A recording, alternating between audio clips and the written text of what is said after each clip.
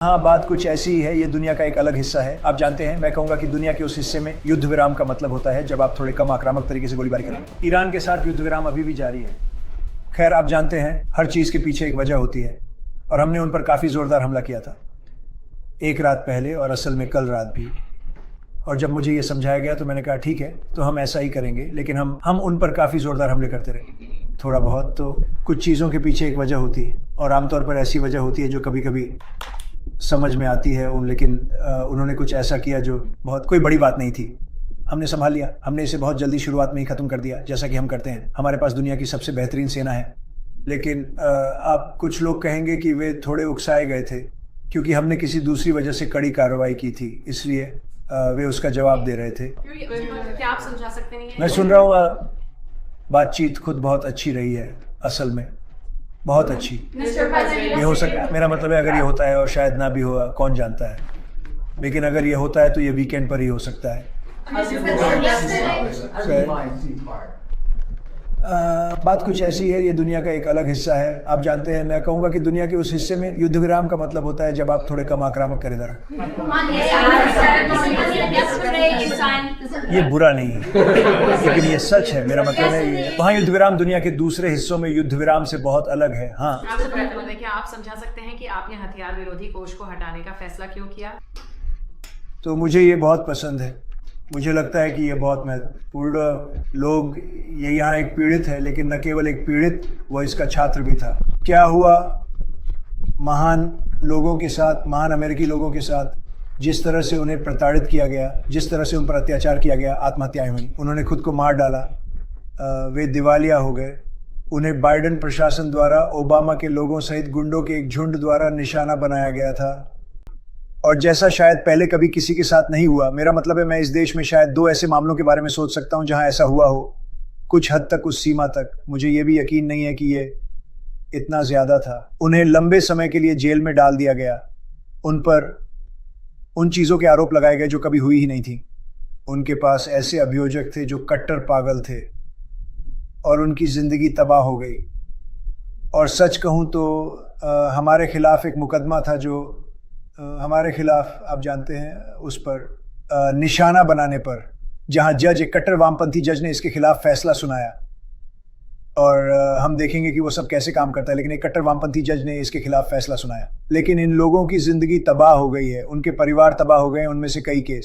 मैं सिर्फ कुछ लोगों की बात नहीं कर रहा हूँ, उनमें से कई के, मैं उनमें से एक हूँ। देखिए, उन्होंने मेरे घर मारे लागो पर छापा मारा। ऐसा कभी नहीं हुआ था, किसी ने कभी ऐसा कुछ सोचा भी नहीं था। ये पता चला कि ये पूरी तरह से फर्जी था। इसके बारे में सब कुछ फर्जी और भ्रष्ट था। हमारे पास सारी जानकारी है। आप जानते हैं, यहाँ बैठने का एक अच्छा फायदा यह है कि हम ऐसी जानकारी हासिल कर सकते हैं जो आपको वैसे नहीं मिलती। तो हमारे पास जो कुछ है और जो हम आने वाले हफ्तों में दिखाने जा रहे हैं, मुझे पता है कि आप उस पर विश्वास भी नहीं करेंगे। आप में से कुछ लोग इस पर विश्वास करेंगे, जैसे CNN इस पर विश्वास करेगा, क्योंकि वे जानते थे कि क्या चल रहा था। वे बेहद बेईमान है।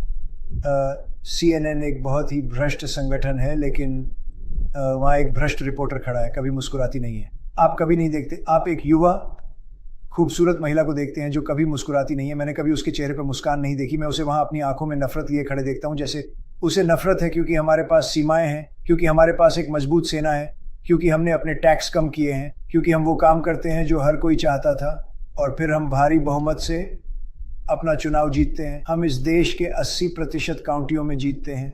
किसी ने कभी ऐसी बात नहीं सुनी, और ऐसा इसलिए है क्योंकि हम सही काम कर रहे हैं। और हमने ईरान की तरफ रुख किया क्योंकि हम किसी भी परिस्थिति में ईरान को परमाणु हथियार नहीं बनाने दे सकते। हम ऐसा नहीं होने दे सकते। इसलिए पत्रकारों को खुश होना चाहिए, उन्हें दुखी नहीं होना चाहिए, उन्हें बहुत खुश होना चाहिए, क्योंकि आप जानते हैं कि हम क्या कर रहे हैं। हम अपने देश को बचा रहे हैं। राष्ट्रपति महोदय, 2 सवाल, एक ईरान पर और फिर एक आपके जन्मदिन पर। हम अमीला वाला करते हैं। पहला यह है कि क्या आपको बिल्कुल भी चिंता है कि IRGC किसी भी संवादित समझौते को नुकसान पहुंचा सकता है? And then the second one is, you have a birthday coming up. I won't say which number, but it's a big birthday. So you're gonna blow some candles on cake, hopefully. What are your wishes that you'd like to see accomplished for the next year? ठीक है, खैर मैं आपके क्रम के अनुसार चलूंगा। जब आप ईरान से निपट रहे हो तो कुछ भी हो सकता है, लेकिन जब आप दूसरे देशों से निपट रहे हो तब भी। लेकिन वो दुनिया का बहुत ही अशांत हिस्सा है, शायद दुनिया का सबसे अशांत हिस्सा। ये बहुत, वहाँ के लोग अशांत हैं। नेतृत्व, आप देख रहे हैं कि क्या चल रहा है। हम नेतृत्व की 3 टीमों से गुजर चुके हैं। ये एक, आप जानते हैं, हम सेना है, हमारे पास जैसी सेना है वैसी कभी नहीं रही। हम और 2-3 हफ्ते आगे बढ़ सकते हैं और बस सबको खत्म कर सकते हैं हम। मैं ऐसा नहीं करना चाहूँगा। करना बहुत आसान है, वे इसे करने के लिए तैयार हैं, वे इसे करना चाहते हैं, वे इसे करना चाहते हैं। लेकिन अगर हम लिखित में कुछ हासिल कर सकते हैं जिससे बिना सबको मारे वही काम हो जाए, तो मैं ऐसा करना चाहूँगा। मेरे ज़्यादातर लोग, मुझे लगता है, ऐसा करना चाहेंगे। कुछ लोग नहीं चाहेंगे, लेकिन उनमें से ज़्यादातर चाहेंगे। लेकिन हमें एक मोड़ लेना पड़ा।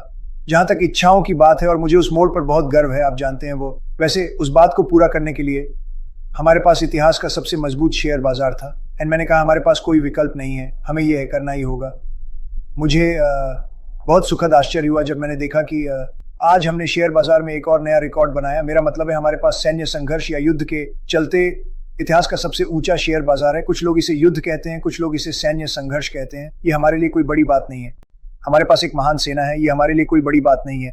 लेकिन अगर मैंने ऐसा नहीं किया होता तो मैंने पीटर जैसे लोगों से बात की जो महान वित्तीय लोग हैं, स्कॉट और हार्वर्ड और कई अन्य। मैंने कहा, आप जानते हैं, हमने अभी इतिहास के सबसे बेहतरीन शेयर बाजार को छुआ है। हर किसी का 401 के अब तक के सबसे ऊंचे स्तर पर है। हर कोई बहुत पैसा कमा रहा है, लागत कम हो रही है। आप जानते हैं, हमें अपने देश के इतिहास में सबसे ज्यादा लागत और सबसे ज्यादा महंगाई विरासत में मिली थी। लागत कम हो रही है, सब कुछ अच्छा है, और मुझे आपको ये बताते हुए दुख हो रहा है, लेकिन हमें थोड़ा सा मोड़ लेना होगा और ईरान के इस्लामी गणराज्य नामक जगह पर जाना होगा और हमें उन्हें परमाणु हथियार रखने से रोकना होगा। हमने यही किया है और वे इस पर सहमत हो गए हैं। वैसे वे, मेरा मतलब, जो वे समझौते पर हस्ताक्षर करते हैं तो वे इस बात पर सहमत होंगे कि हमारे पास परमाणु हथियार नहीं होगा या बम। हम इसे विकसित नहीं करेंगे, हम इसे खरीदेंगे नहीं। आप जानते हैं, मूल रूप से ये था, हम विकसित नहीं करेंगे। मैंने कहा, क्या होगा अगर वे खरीद लें? वो 2 हफ्ते की बातचीत में बदल गया, लेकिन आखिरकार हमें वो मिल गया। अब अगर वे कागज़ पर हस्ताक्षर करते हैं तो हमें ये मिल गया है। सिद्धांत रूप में वे कागज़ पर हस्ताक्षर करने के काफ़ी करीब हैं। हम वास्तव में उनके साथ बहुत अच्छे से रहे हैं, और आप जानते हैं कि आपने पिछले कुछ रातों में क्या देखा। ताली दोनों हाथों से बजती है, आप इसे समझते हैं। हमने उन पर किसी और असंबंधित चीज़ पर बहुत ज़ोरदार हमला किया था, और इसलिए वे जवाब दे रहे थे, लेकिन और बहुत, आप जानते हैं, बहुत मजबूती से नहीं। जहाँ तक जन्मदिन का सवाल है, जहाँ तक इच्छाओं का सवाल है, मैं चाहता हूँ कि हम बस, आप जानते हैं, हमारे पास एक नारा है। मुझे लगता है कि ये हमारे देश के इतिहास में, शायद दुनिया के इतिहास में अब तक के सबसे महान नारे या वाक्यांश के रूप में दर्ज होगा। अमेरिका को फिर से महान बनाए। मैं बस यही चाहता हूँ, मैं अमेरिका को फिर से महान बनाना चाहता हूँ, और मुझे लगता है कि हम बहुत आगे आ चुके हैं। मुझे लगता है कि हम अभी दुनिया के सबसे सम्मानित देश हैं, अब तक के सबसे सम्मानित। राष्ट्रपति शी ने मुझसे कहा, मैं बात कर रहा था, वो मेरे दोस्त हैं, वो एक अच्छे इंसान है। मुझे ये कहने में संकोच होता है क्योंकि प्रेस पीछे पड़ जाता है और वे कहते हैं, ओ, उन्होंने उन्हें एक अच्छा इंसान कहा। वो एक अच्छे, वो चीन के लिए है, मैं अमेरिका के लिए हूँ। आप जानते हैं, ये उन चीजों में से एक है। लेकिन अब हम चीन के साथ बहुत अच्छा कर रहे हैं। जब मैं यहाँ आया था तो हम चीन के साथ अच्छा नहीं कर रहे थे। मेरे पहले कार्यकाल में जब मुझे ये विरासत में मिला था तो चीन हमारे साथ जो कर रहा था वो अविश्वसनीय था। मैं चीन को दोष नहीं देता, उन्होंने मूर्ख लोगों का, सचमुच मूर्ख लोगों का फायदा उठाया। तो हम बहुत अच्छा कर रहे हैं।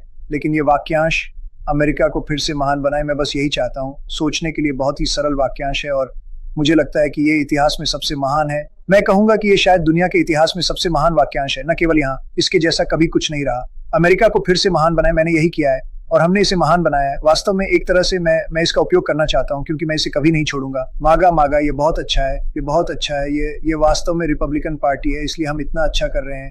इसीलिए हम, आप जानते हैं, अगर आप मेरे आने से पहले की रिपब्लिकन पार्टी को अब तक देखें तो ये एक बहुत ही अलग पार्टी है, ये एक बहुत बड़ी पार्टी है। हमारे पास बहुत बहुत अधिक लोग हैं। Subscribe to One India and never miss an update. Download the One India app now.